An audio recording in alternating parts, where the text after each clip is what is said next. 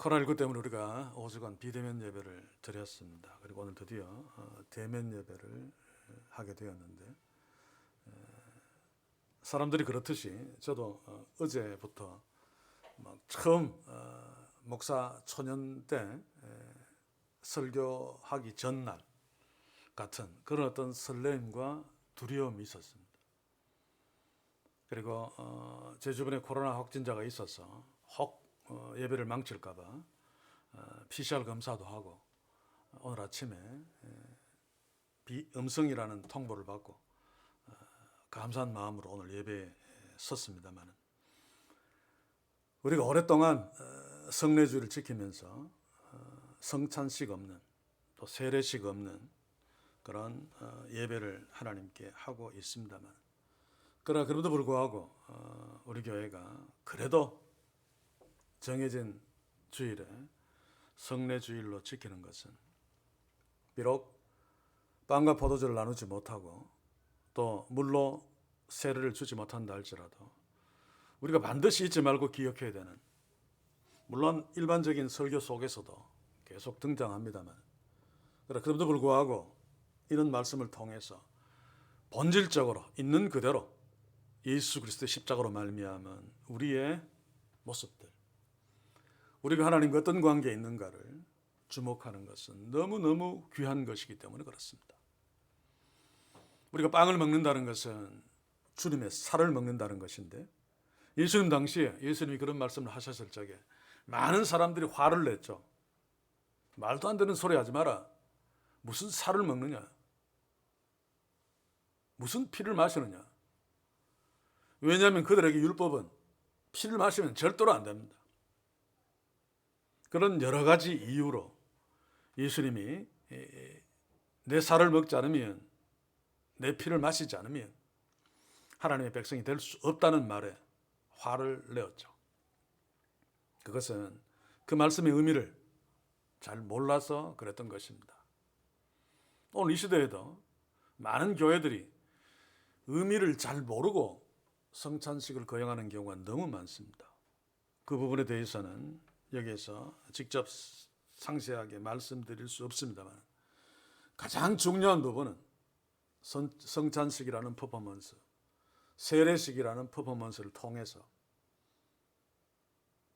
주께서 우리에게 베푸신 구원의 은혜, 영원한 생명을 주신 은혜, 오늘 본문에서는 그것을 연합이라는 표현으로 설명하고 있습니다만, 우리가 무엇이간데 그 놀라우신 하나님, 그 하나님의 아들과 연합한 자가 되어 사는가 라고 하는 것을 깨닫는 것이 가장 중요한 이유죠.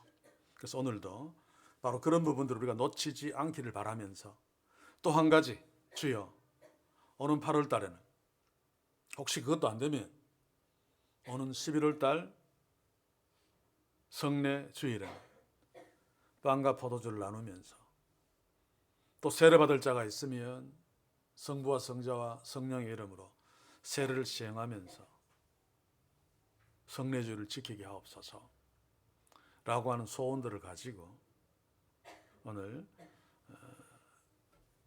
성례주일 이 예배에 함께 서기를 원합니다. 저는 계속 뒤로 물러갔습니다. 그래서 마지막 제가 물러간 것은 원래 12월 24일 날 저녁에는 우리 어린 생명들의 재롱과 또 율동을 통해서 하나님을 같이 예배하면서 성탄절 이브 밤을 보낼 수 있도록 하나님 은혜를 베푸소서라고 하는 기도를 하고 있습니다. 꼭 그렇게 될 줄로 믿으면서 오늘 주신 말씀을 함께 보기를 원합니다.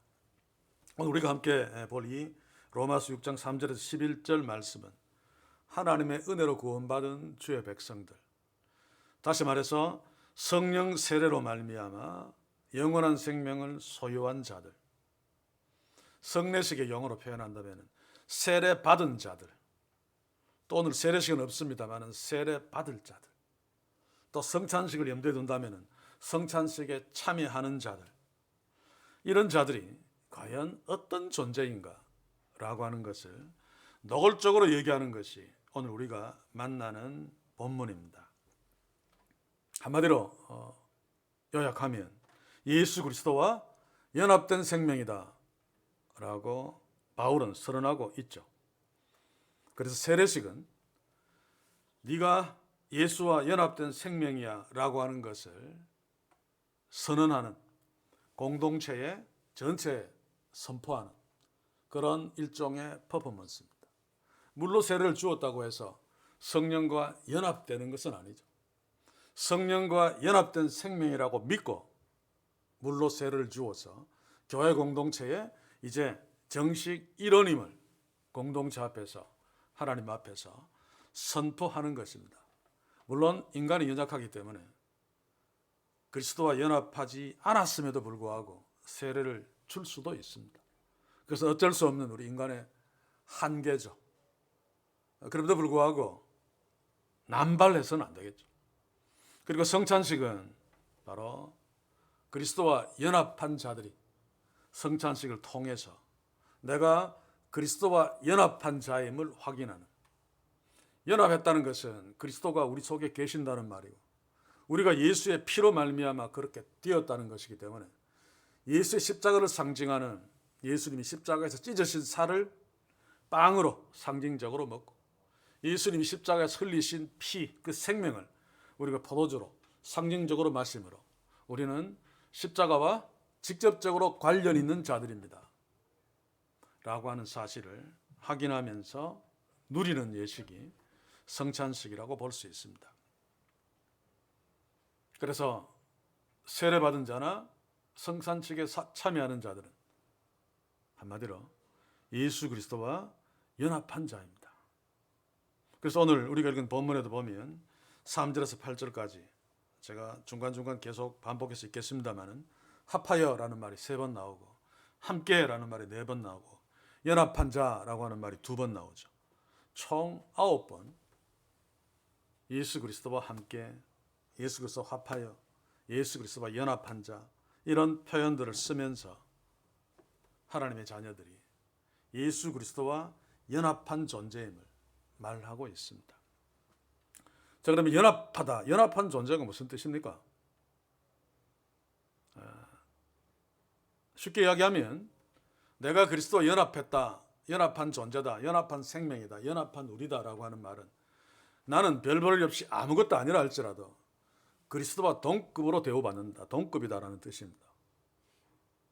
대통령은 오랜 정치 생활을 하면서 목숨은 내걸고 선거운동해서 뭐 0.73% 차이로 당선되든 뭐 50% 차이로 당선되든 국민들이 뽑아주어서 대통령이 되는 거죠. 그러나 그의 아내는 뭐 투표도 하지 않고 국민들이 뽑아주지도 않았는데 그냥 대통령의 부인, 영부인이 되어서 대통령이 누리는 청와대, 이제 앞으로는 뭐 그렇지 않을 수도 있습니다만 그대로 누리고, 또 외국에 무슨 방문을 나가면 대통령이 대우해주는 그 의전을 똑같이 받습니다. 대통령이 아닌데도. 왜입니까? 대통령의 아내로서 대통령과 연합한 자이기 때문에 그렇습니다. 마찬가지로 우리도 예수 그리스도와 연합한 자이기 때문에 예수 그리스도와 동급입니다. 그래서 오늘 성경에서는 그 동급이라는 것을 대표적으로 이야기하는 것이 바로 영생이, 영생. 예수님이 영원하신 하나님이시기 때문에 예수님과 연합한 우리들로 영원한 생명을 누리게 됩니다. 그것의 증거가 예수 그리스도의 부활입니다. 그래서 너희가 십자가에서 주님과 함께 죽고 또 주님과 함께 부활했다라고 하는 표현이 바로 그 말이죠. 자, 이런 것들을 염두에 두면서 오늘 본문을 함께 보시기를 원합니다. 여기에 세례라는 말이 많이 등장하는데, 세례는 사실 원문대로 보시면 침례죠, 침례. 물론 여기에서 말하는 세례는 그 물로 주는 그 세례가 아니고 성령 세례를 말합니다. 성령이 강제적으로 사람이 어떤 의사와 상관없이 하나님의 절대적인 은혜로 하나님이 이미 오래전에 예정하신 자들에게 확 들어오시는 것이 바로 성령 세례고, 이때 거듭나며 이때 그리스도와 연합합니다. 이것은 언제인지 아무도 모르죠. 그리고 느끼지도 못합니다. 우리가 태어날 때 아무것도 모르듯이. 그래서 종종 제가 예배를 하면서 이런 부분이 나올 적에 어떤 자들은 내가 막 기도하는데 뜨거운 불이 내 쪽으로 확 들어왔다, 이런 표현들 쓰는 사람 조심해야 됩니다.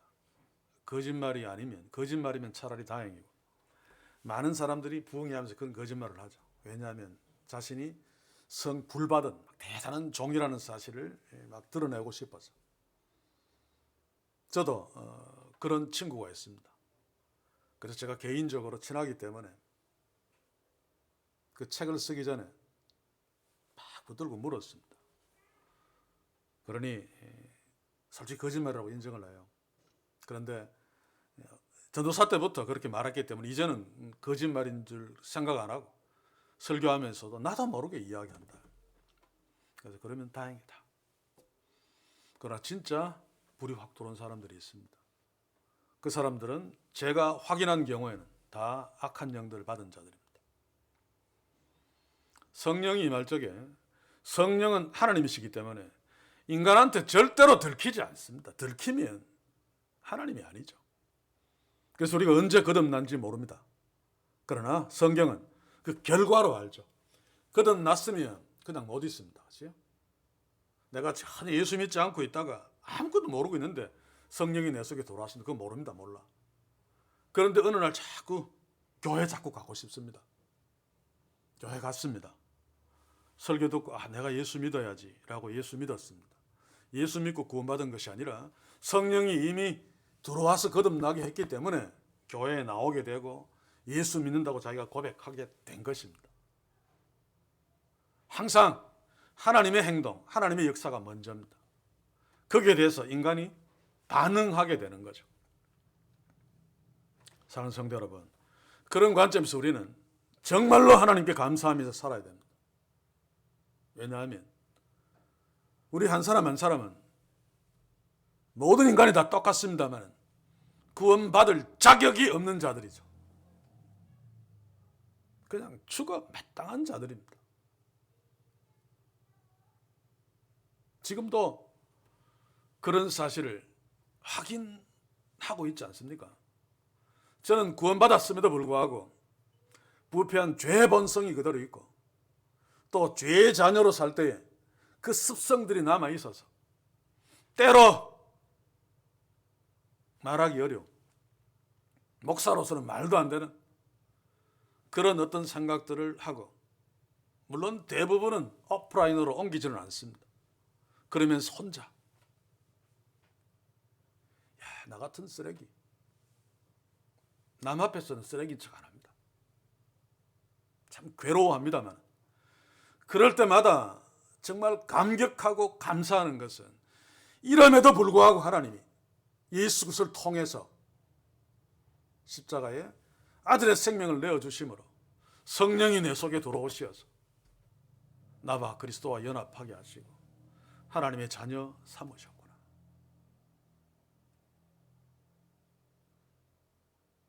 그 은혜를 내가 쓰레기 같은 놈이야 라고 낙심하는 것보다 그럼에도 하나님이 나를 사랑하신 그 놀라운 은혜가 훨씬 더 커서 다시 일어나고 다시 죄와 싸우며 다시 하나님이 인정하는 목사 노릇을 하려고 몸부림칩니다. 이게 그리스도와 연합한 자, 거듭난 자의 삶의 모습이죠. 그래서 우리는 바로 이런 존재임에도 불구하고 내가 그리스도와 연합한 자라는 사실을 좀 의식할 필요가 있습니다. 오늘 본문에도 보면 죄에 죽었다는 표현들이 나오죠. 그래서 어떤 사람들은 특히 목회자나 기도원 원장이나 부흥사들이 그따위 짓을 많이 합니다만 자신은 이전에는 죄 지었지만 이제는 성령이 충만해서 죄 안 짓는다. 그리고 사람들 보면 그 속에 죄 있는 것이 보인다. 제가 이거 이야기했습니까? 서울 신대원 처음 올라가서 처음에 좀 작은 교회에 잠깐 있었는데 부흥회 하면서 부흥사가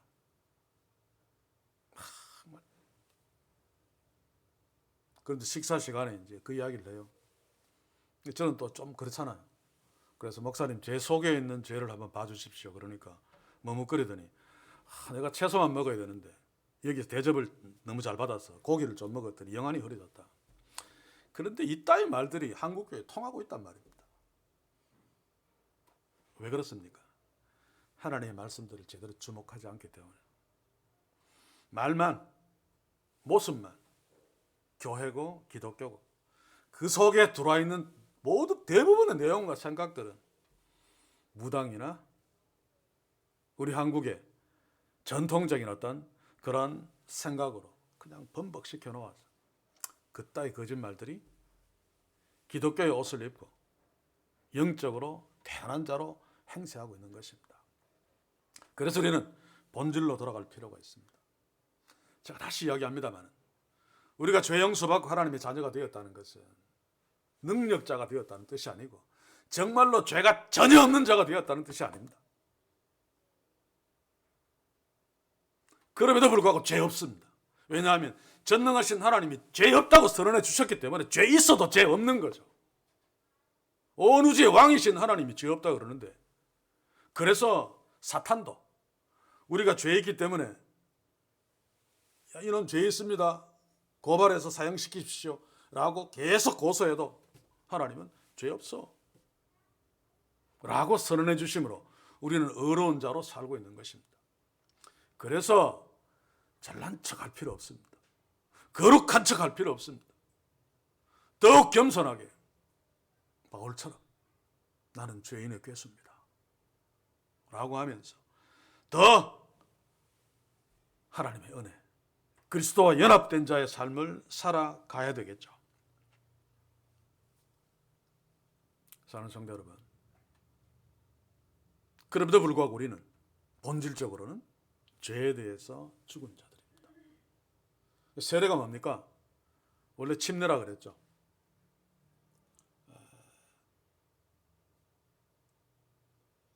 세례를 주장하는 자들은 이런 말을 합니다. 구약 성경 보시면 새의 발에서 피를 뽑아서 뿌리는 어떤 예식이 있습니다.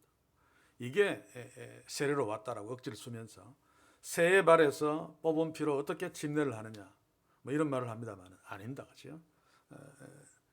팻타이즈는 침례입니다. 침례. 물에 푹 담그는 거.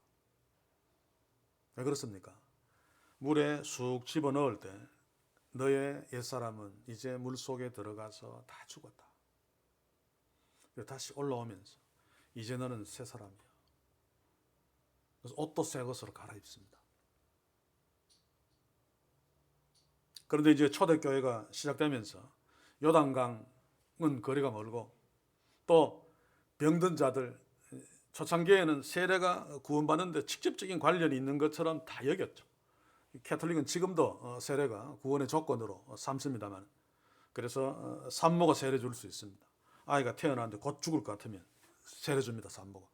천국 보내야 되니까. 근데 초대교회에서도 이제 요단강하고 멀리 떨어져 있고 어떤 자들은 또 병들어서 다 죽어가는 자들도 있습니다. 이런 자들에게 물속에 확 담가버리면 병이 막 더 재발돼서 죽죠. 그래서 생겨난 것이 세례입니다. 세례는 침례의 뭡니까? 요약판이죠. 편리어에서. 그럼에도 불구하고 아무런 문제가 없습니다. 그렇죠? 왜냐하면 그 형식이 문제가 아니라 거기에 성령이 역사하는가. 또 세례를 주는 자가 정말 예수님의 명령대로 신앙으로 믿음으로 그것을 시행하고 받는가. 이게 문제죠. 저와 여러분들은 다 세례를 받았습니다. 물속에 들어가 옛사람은 다 죽고 이제 새롭게 물 위로 올라와 하나님의 자녀가 된 자들이죠. 그래서 물세례도 받은 것입니다. 사도행전 10장 47절 보시면 베드로가 고넬료의 집에 가서 복음을 전하고 고넬료의 가정이 성령을 받습니다. 그래서 이런 말을 합니다. 47절에 10장. 이 사람이 우리와 같이 성령을 받았으니 누가 능히 물로 세례 줌을 그 말이요. 성령 받아서 거듭났으니까 세례 줌이 마땅하다. 그래서 베드로는 물로 세례를 줍니다. 우리가 성례주일날 제가 세례 줄 적에 여러분들이 함께 보면서 기도했습니다만 아마 성부와 성자와 성령의 이름으로 세례를 주었을 것입니다. 이 고넬료의 가정, 성령을 받았으니 어떻게 알았겠습니까? 이 방언론자들은 성령을 받았으니까 막 방언을 해서 알았을 것이다. 만약 여기서 방언을 했으면 누가는 반드시 기록했을 것입니다. 그건 보통 사건이 아니니까. 그런데 사마리아 지역에 성령이 내렸을 때도 방언 안 했습니다. 여기서도 방언 안 했습니다.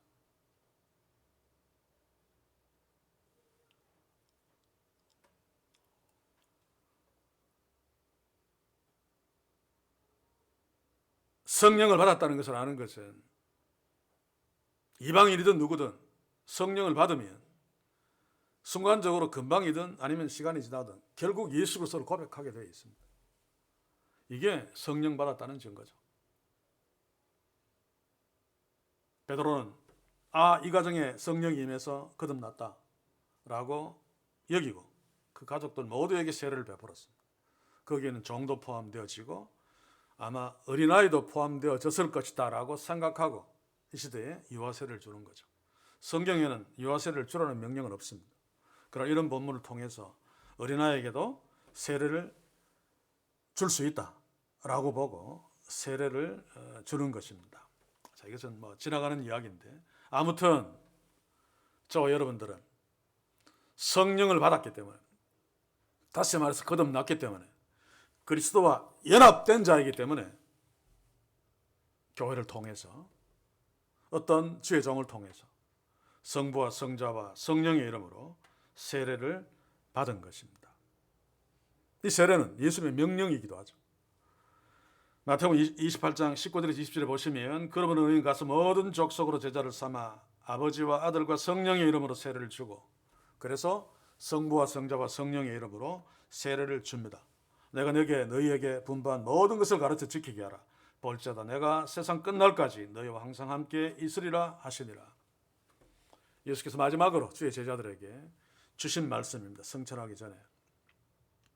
여기서 지나가는 말로 모든 족속으로 제자를 삼아라고 하는 것도 우리가 잘못 이해하면 곤란합니다. 요즘 모슬렘에도 죽으면서까지 모든 족속이다라고 막 그러죠.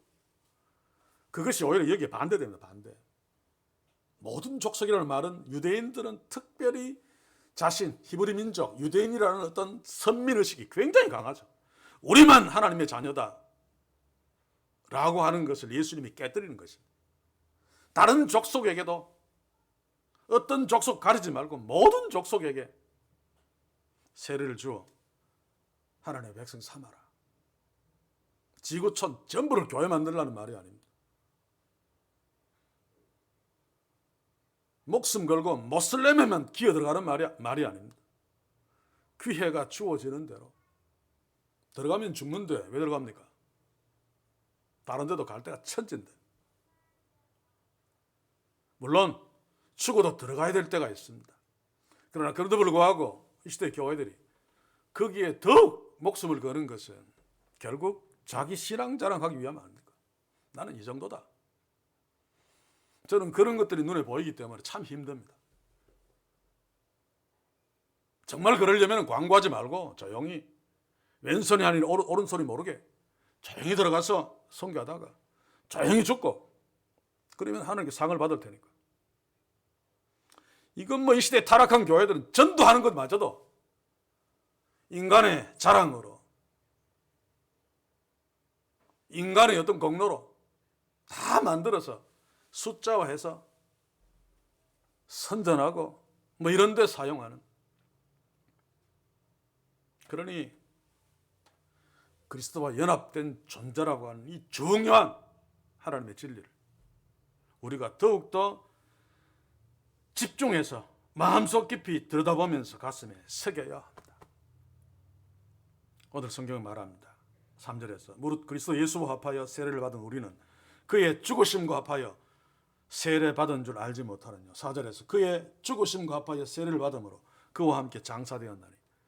계속해서 세례 이야기를 그의 죽으심과, 그래야지 뒤에 부활과도 연결되어집니다만, 죽으심과 합하여 세례 받아서 우리도 죽었다라고 이야기합니다.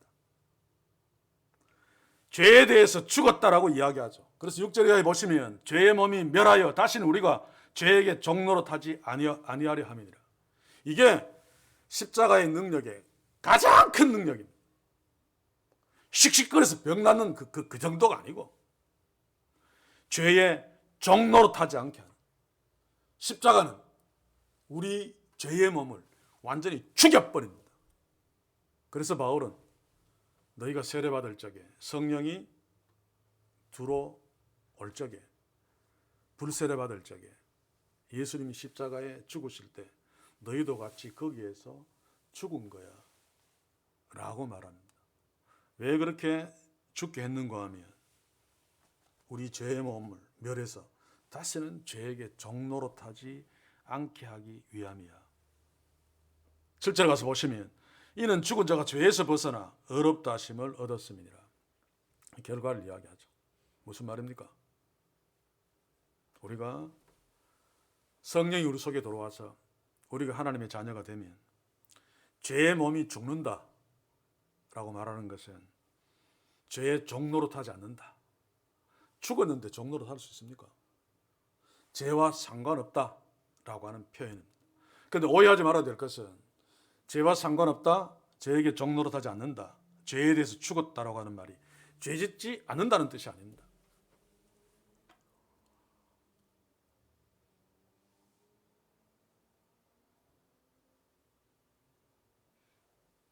죄의 몸이 죽었다라고 하는 것은 더 이상 죄로 말미암은 책임이 없다는 뜻입니다. 죽으면 모든 책임에서 벗어나죠. 세상에도 그렇잖아요. 연쇄살인, 그래서 체포되었습니다. 재판 중에 있습니다. 이 인간은 틀림없이 사형 선고를 내릴 것입니다. 그런데 중간에 죽어버렸습니다. 그러면 갑자기 법정 용어 생각 안 나는데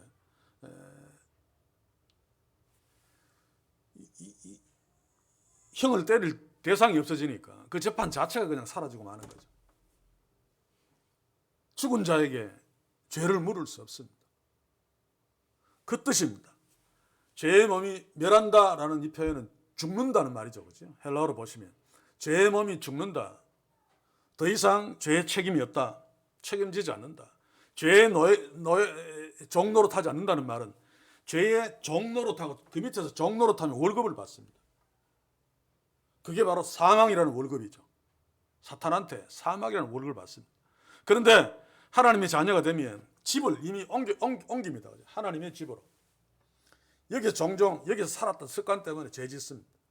그래도 여기하고는 소속되어 있지 않기 때문에 여기서 죄 지었다고 해서 사탄이 여기 있는 하나님의 여정 우리에게 월급 주지 않습니다. 사망이라는 월급을 줄 수 없습니다.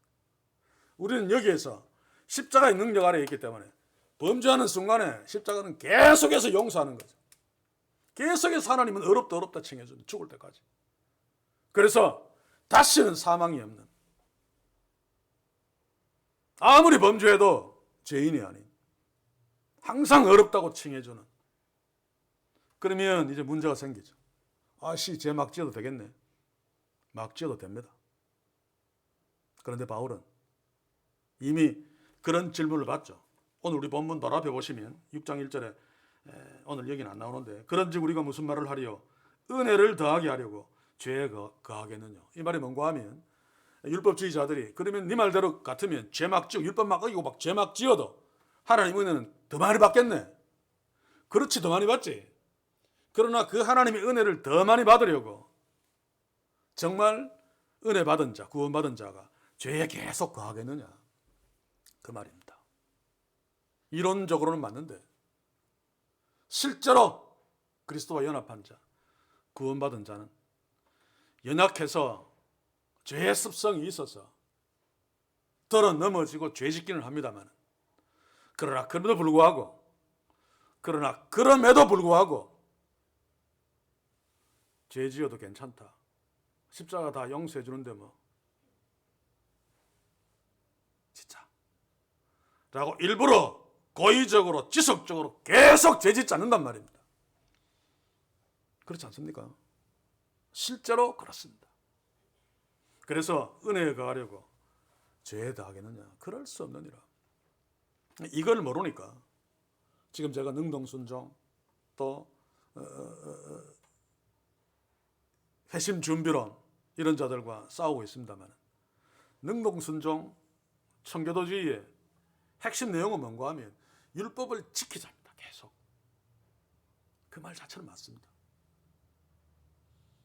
그런데 한국교회가 이것을 강조 안 하기 때문에 개판이라는 거죠. 그래서 율법을 지켜야 되고 율법을 지키지 않으면 저주받아 벌받아 이런 쪽으로 협박을 한다는 것입니다.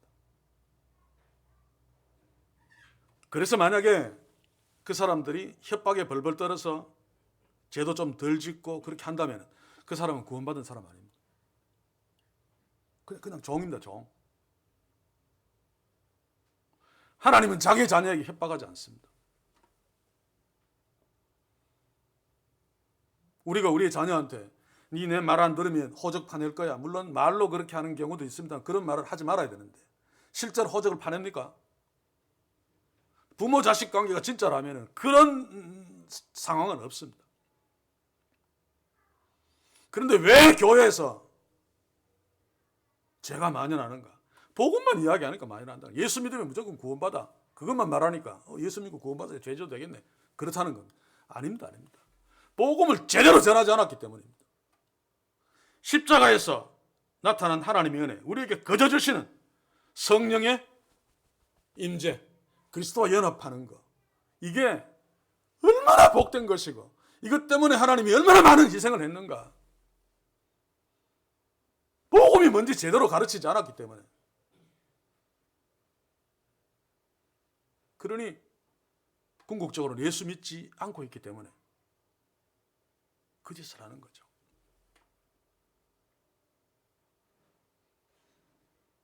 한국교회가 도덕적으로 개판이 된 것은 율법을 강조하지 않아서가 아니라 복음이 없어서 그렇습니다. 복음이.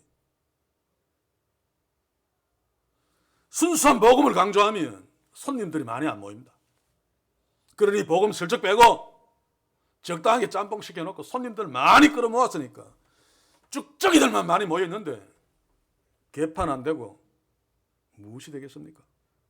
그 쭉저기들 중에는 장로들도 수두룩하게 되고 그 쭉저기들 중에는 신학에서 목사도 되고, 이점에서 나는 그리스도와 연합한 자인가 질문해야 됩니다. 성령이 우리 속에 들어오는 거 우리가 모른다고 했습니다. 그러나 내가 내 속에 성령이 와 계시는가 알 수 있는 방법이 있죠. 그게 뭡니까? 하나님께서 우리에게 성령을 주셔서 그리스도와 연합하게 하신 목적이 있죠.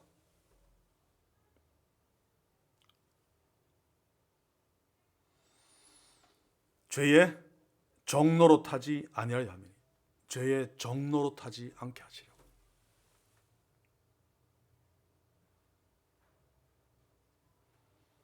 철절을 계속 볼까요? 조금 전에 읽었죠. 이는 죽은 자가 죄에서 벗어나 의롭다 하심을 얻었음이니라. 바울은 바로 이런 상황을 로마서 8장 1, 2절에서 이렇게 선포합니다. 생명의 성령의 법이 죄와 사망의 법에서 너를 해방시켰다. 자, 이런 하나님의 일방적인 행동의 이유가 뭔가 하면 4절 후반부에 있죠. 이는 아버지의 영광으로 말미암아 그리스도를 죽은 자 가운데 살리심과 같이 우리로 또한 새 생명 가운데서 행하게 하려 함이니라. 하나님의 자녀로 살도록 하게 합니다. 이것 때문에 성령이 우리 속에 들어오셨고, 처음에는 모르고 있다가 어느 날 잠자는데 새벽에 막, 요즘은 뭐 새벽기도 종소리가 없습니다만 새벽 종소리 듣고 갑자기 마음이 이상해서 일어나서 종소리 따라가는데 어느 교회 새벽에 예배를 드리길래 들어갔다가 뒤에 앉았는데 목사님이 말씀하시는 소리가 가슴에 확 박혔어. 그날부터 내가 예수 믿었다. 그래서 구원받았다. 라고 고백하는 간증을 제가 들은 적이 있습니다. 그럴 때 저는 그 사람에게 직접 말은 안 했지만 당신은 그 이전에 구원받았습니다. 구원받았기 때문에 성령께서 그 이전에도 들었던 새벽 종소리인데 그날 그 종소리를 통해서 당신을 교회로 끌고 간 것이고 목사님의 설교를 통해 복음을 듣게 하심으로 예수 믿게 한 것입니다. 당신은 내가 가서 설교 듣고 예수 믿은 것이 아니라 성령께서 끌고 가셔서 예수 믿게 하셨기 때문에 당신은 예수 믿은 것이 아니라 성령에 의해서 예수 믿겨진 것입니다. 이게 바른 이해입니다. 왜 믿도록 하셨습니까? 이제 진짜 인간답게 살도록 하기 위해서. 하나님의 자녀로 새 생명 가운데로 행하게 하려 하고. 세상에서는 인간답게 사는 것이 무엇입니까? 수억짜리 자가용 몰고 막 폼 잡는 게 뭐 성공했다. 성공한 게 인간답게 사는 거예요. 딴 사람한테 박수 받고 막 대우받는 거. 그런데 그 속에 보면 거의 다 개처럼 살고 있습니다. 그렇죠? 그렇지 않은 사람이 있습니까? 국회의사당에 들어간 사람 치고 개처럼 안 사는 사람이 있습니까? 저는 단정적으로 없다고 생각합니다. 설령 그리스도인이라 할지라도 그게 성공이 아니고 그게 인간답게 사는 것이 아닙니다. 인간은 인간처럼 살아야 됩니다. 개는 개처럼 살면 됩니다. 인간이 인간답게 살려면 내가 어디에서 왔고 왜 살고 어디에 가고 나의 주인은 누구인가 이런 부분들을 알아야 되죠. 그것을 알 수 있는 것은 성령밖에 없습니다. 그래서 거듭난 자만이 주의 말씀을 통해서 이런 모든 것들을 알아가고 그래서 인간 본연의 자리에서 인간답게 살 수 있는 것입니다. 인간답게 사는 것 중에 가장 중요한 것이 뭡니까? 관계죠. 서로 사랑하며 섬기며 세우죠. 그래서 교회 공동체가 작은 천국을 구현해야 된다는 것이 가장 인간답게 사는 공동체가 되어야 된다는 것입니다. 목사라고 해서 폼 잡고 대접받고 또 교회 나온 지 얼마 안 되고 헌금 적게 낸다고 대접 못 받고 이거는 동물의 세계죠. 짐승은 항상 서열을 만듭니다. 힘있고 잘난 놈은 1등, 뒤 싸워가지고 그래서 음식이 와도 서열 제일 높은 사람이 가장 먼저 먹고 개가 그 다음에 먹고 교회도 이따위 짓 하잖아요. 뭐 음식 나오면 목사 제일 먼저 앞에 그거 짐승들 서열 정하는 거 똑같습니다. 왜 그런 짓을 교회 공동체에서 합니까? 진짜 하나님의 공동체가 아니기 때문입니다. 정말 성령으로 말미암아 인간답게 사는 공동체는 서열이 없습니다. 부부 간에도 부모 자식 간에도 서열이 없으면 막 먹겠네. 결코 그렇지 않습니다. 하나님이 아브라함 보고 너는 내 친구야. 아브라함이 하나님과 막 먹었습니까? 결코 그렇지 않습니다. 힘없는 자는 힘없는 자대로 힘있는 자를 존경하고 섬기고 힘있는 자는 힘있는 자대로 힘없는 자를 존경하고 섬기고 얼마나 아름답습니까? 이게 우리가 잘 안 되잖아요. 그렇죠? 그게 바로 부패한 죄의 본성이 남아있기 때문입니다. 그러나 그래도 불구하고 이것이 얼마나 중요한 것인가를 우리는 깨닫고 그것을 구현하려고 했어야 됩니다. 먼저 가정에서. 그래야 진짜 아내에게 존경받습니다. 그래야 진짜 남편에게 존경받습니다. 그래야 진짜 자녀에게 존경받고 그래야 진짜 부모에게 존경받습니다. 사랑하는 성도 여러분, 우리는 예수 그리스도로 말미암아 거듭난 자들입니다. 죄에 대해서 죽은 자들입니다.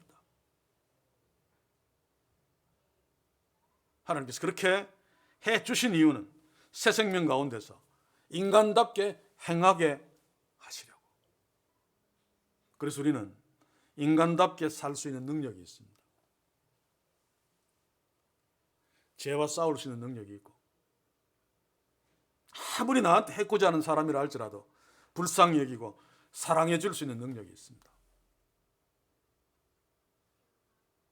이게 내가 거듭났다는 증거입니다. 성령이 내 속에 들어왔다는 증거입니다.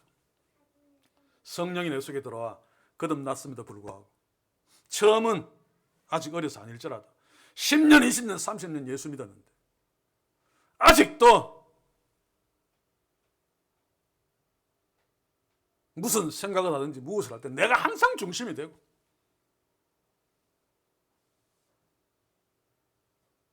사랑하기보다는 사랑받고 대접받기를 원하고 이런 어떤 부분들이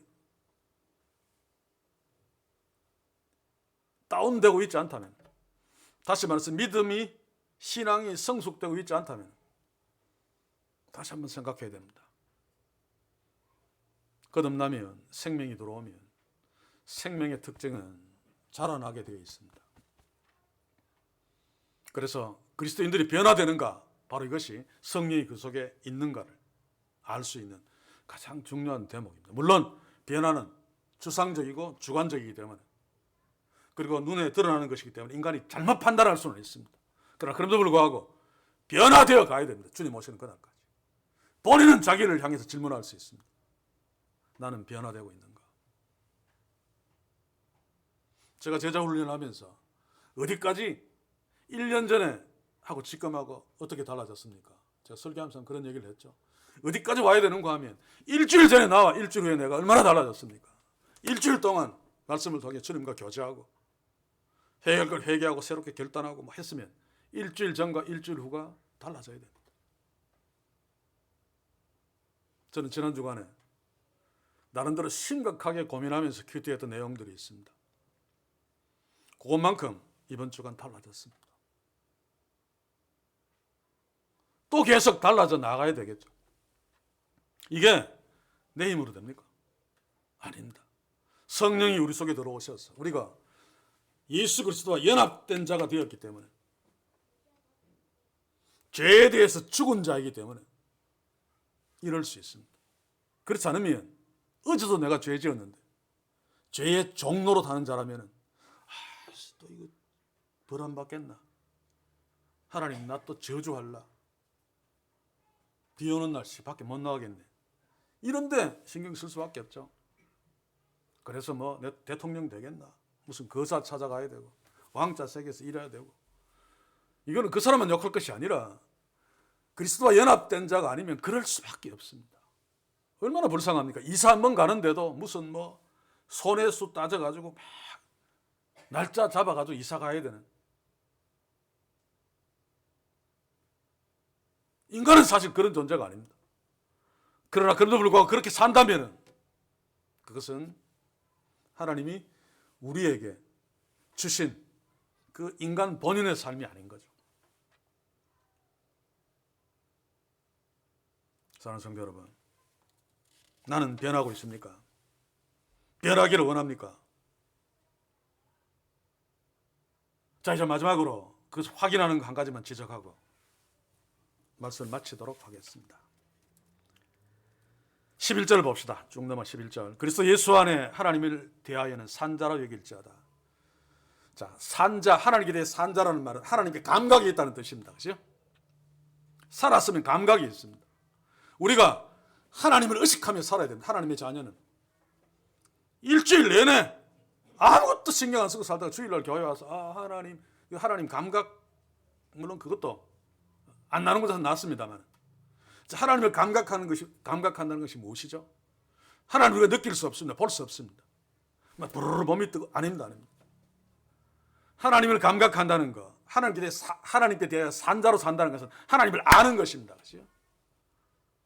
요한복음에 보시면 믿는 것을 아는 것으로 입고로 시켜놓고 있습니다. 나와 나 보내신 자를 아는 것이 곧 영생이니라. 하나님을 아는 것, 하나님께 대해서 살아있으면 최소한 두 가지는 합니다. 하나님이 말씀하신 그 계시를 펼치게 되어 있습니다. 그렇지 않으면 하나님을 알 수 없으니까. 나는 평생 성경 읽지 않고 예수 잘 믿는다. 거짓말 대회 나가면 1등 할 것입니다. 그리고 또 한 가지, 제가 늘 이야기합니다만 죄에 대해서 예민합니다.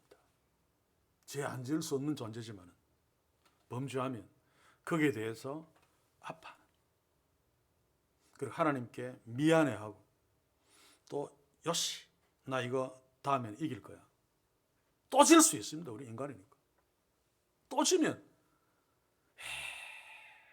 내가 이거 몇 번이나 했는데 또 그렇게 낙심할 것이 아니라 십자가의 능력을 봐야죠.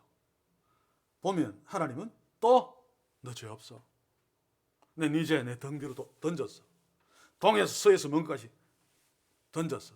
나 기억하네 라고 하는 십자가의 메시지를 보게 됩니다. 그래요 막 미안하고 감격해서 울죠. 벌 받을까 봐 우는 거하고는 다릅니다. 이게 하나님의 자녀의 특권입니다. 이게 바로 예수 안에서 하나님에 대하여 산자로 사는 것입니다. 여기서 여길지어다라고 하는 것은 믿으라라고 하는 것도 훨씬 더 강한 말이죠.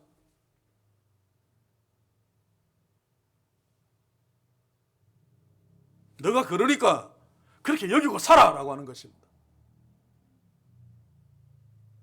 내가 막 아무리 아닌 것처럼 보여도 어제도 죄 짓고 또 회개는 또 똑같았지. 그래가 나는 아닌 것 같아. 그래도 그렇게 여기고 살아. 너 하나님의 자녀 맞으니까.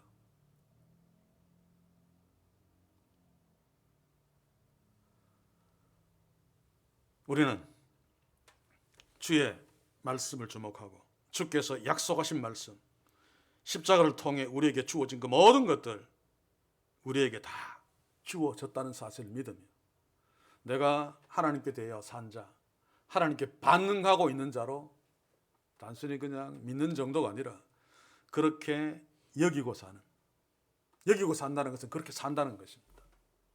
그래서 날마다 하나님께 반응하며 하나님의 말씀 앞에 서서 내가 또 연약해서 넘어졌군요. 또 회개하고 다시는 그러지 않겠습니다. 며칠 지났다가 다시는 그렇지 않겠다고 또 그랬습니다. 그럴 때 그래도 용서했어. 이 하나님의 은혜를 누리는 자는 여러분 시간이 지나가면 그 죄에 대해서 점점 더 이기고 있는 내 모습을 발견하게 됩니다. 그런 경험을 하시잖아요. 이게 예수 믿는 재미입니다. 통장에 돈이 막 쌓이는 재미가 아니고 나는 그런 자가 아닌데 점점 더 그리스도를 닮아가는 내 삶에서 발견하면서 내가 정말로 이제 점점 더 인간답게 살아가고 있구나. 그래서 그리스도인들에게는 낙심이 없습니다. 어떤 죽일 놈의 죄를 지어도 낙심이 없습니다. 그게 십자가의 능력입니다. 미량처럼 그런 거 말고 우리가 성찬식을 거행하지 않았습니다만 예수님 십자가에 찢으신 살, 예수님이 십자가에서 흘리신 피, 이미 다 우리가 먹고 마셨죠. 그 생명이 우리 속에 있습니다. 그래서 그리스도와 연합되었다라고 말하고 있습니다. 주님은 그 사실을 인지시켜주기 위해서 보혜사 성령을 약속하시고 보혜사 성령을 우리 속에 보내주셨죠. 그래서 우리는 성전이 되어서 살고 있습니다. 그래서 날마다 말씀 앞에 섭시다. 날마다 예수님의 살을 먹고 피를 마시는 주의 생명이 나하고 상관이 있는 연합된 자의 삶을 삽시다. 어쩔 수 없이 범죄하면서도 그것을 점점 더 이겨나가는